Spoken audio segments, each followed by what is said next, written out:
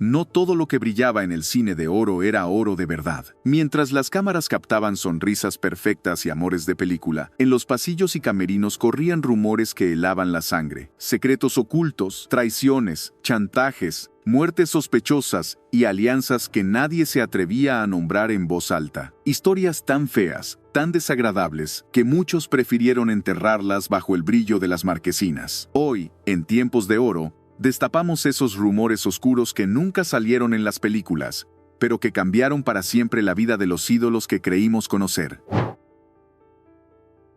Cantinflas, el hombre que hizo reír a generaciones enteras, también fue objeto de rumores mucho menos simpáticos.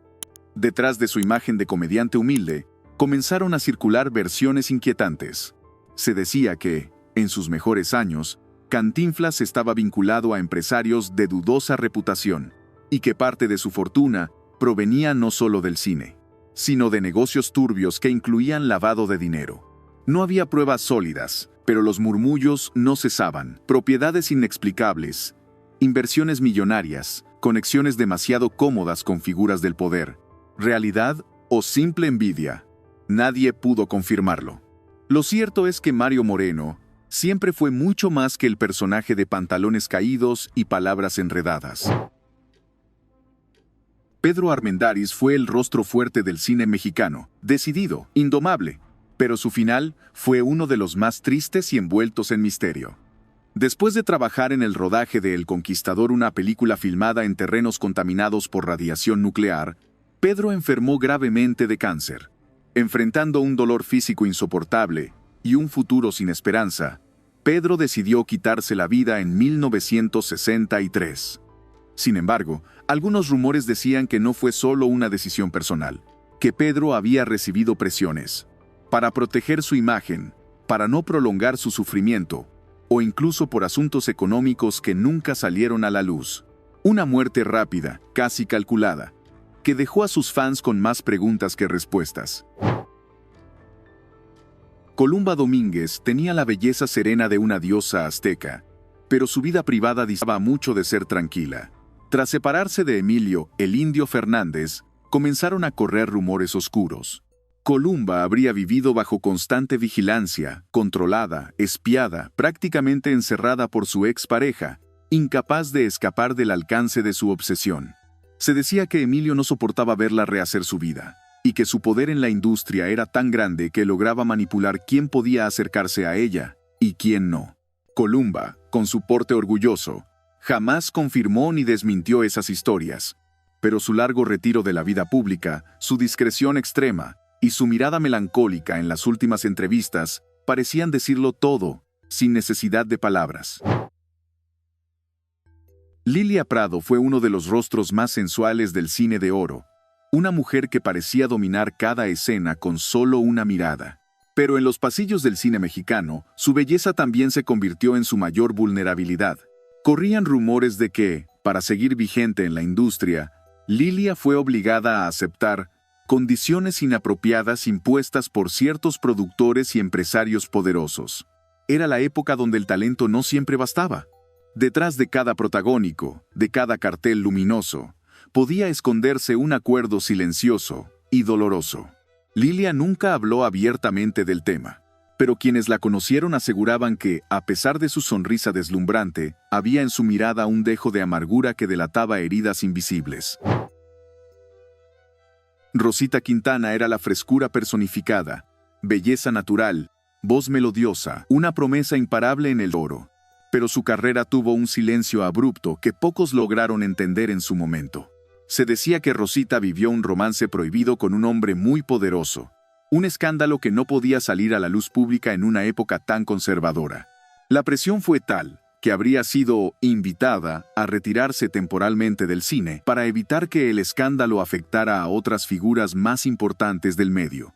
Rosita nunca confirmó esos rumores, pero su súbita desaparición de las pantallas, en pleno apogeo, dejó abiertas muchas preguntas y una sensación de que su historia fue cortada antes de tiempo.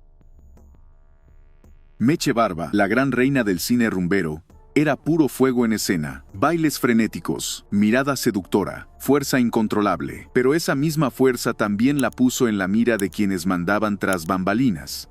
Se decía que Meche fue vetada en varias producciones tras rechazar avances de empresarios poderosos que querían algo más que su talento. En una época donde decir no podía significar el final de una carrera, Meche eligió mantenerse firme y pagó el precio. Su nombre comenzó a desaparecer de los créditos principales. Sus oportunidades se hicieron cada vez más escasas y su figura, alguna vez omnipresente, fue empujada al olvido mediático. Luis Aguilar, el Gallo Giro, era todo alegría, bravura y carisma en la pantalla, pero su vida real, lejos de los aplausos y la música, tuvo un desenlace mucho más amargo. Se decía que Luis, tras años de fama, terminó arruinado, víctima de apuestas perdidas, malos negocios y traiciones económicas. El dinero que ganó a lo largo de su carrera desapareció en inversiones fallidas, deudas acumuladas y amistades que, en el momento crítico, se esfumaron. La imagen del charro triunfante se fue desdibujando, y Luis terminó viviendo en soledad, lejos del esplendor que alguna vez dominó la taquilla. Aunque públicamente mantenía su sonrisa, quienes lo conocieron en sus últimos años decían que cargaba con una tristeza pesada, de esas que ni las canciones más alegres pueden disimular. Fernando Soto, conocido como Mantequilla, fue durante décadas el eterno amigo, el cómplice divertido, el rostro entrañable del cine de oro. Pero detrás de esa simpatía desbordante, los rumores contaban una historia mucho más triste. Se decía que, en sus últimos años, Mantequilla se volvió adicto a los medicamentos para el dolor, tratando de aliviar problemas de salud que lo acosaban en silencio. Chismes persistentes aseguraban que su muerte, lejos de ser natural y tranquila, fue mucho más trágica de lo que se informó oficialmente. Una partida silenciosa, marcada por el deterioro físico, el olvido y la lucha contra demonios internos que nunca quiso hacer públicos. Nadie podía imaginar que el hombre que hizo reír a generaciones enteras estaba peleando su propia batalla en la sombra. Dolores del Río fue la elegancia hecha persona, una de las primeras latinas en conquistar Hollywood con su belleza exótica y su presencia magnética. Pero durante los años de la Segunda Guerra Mundial, surgió un rumor tan intrigante como su figura. Se decía que Dolores colaboraba como espía encubierta. Aseguraban que, aprovechando sus conexiones con la élite hollywoodense, participaba en redes de información secreta a favor de los aliados, usando cenas de gala, viajes y reuniones como tapaderas. Nunca hubo pruebas oficiales. Pero en una época donde todo era sospechoso, y donde la guerra se libraba tanto en campos de batalla como en fiestas exclusivas, la idea de una Dolores del Río doble agente resultaba casi irresistible. Una diva que no solo actuaba en la pantalla, sino, quizás, también en la historia oculta del siglo XX. Amalia Aguilar, la bomba cubana que conquistó México con sus bailes sensuales y su energía desbordante, fue siempre un torbellino de vida. Pero en su mejor época, cuando su figura era adorada en todo el continente, comenzaron a correr chismes oscuros. Se decía que Amalia había tenido relaciones sentimentales con figuras del crimen organizado. Se mencionaban cenas privadas, regalos fastuosos, protecciones extrañas que la mantenían segura y también peligrosa. Amalia nunca confirmó ni negó nada. Simplemente seguía bailando como si el mundo no pudiera tocarla.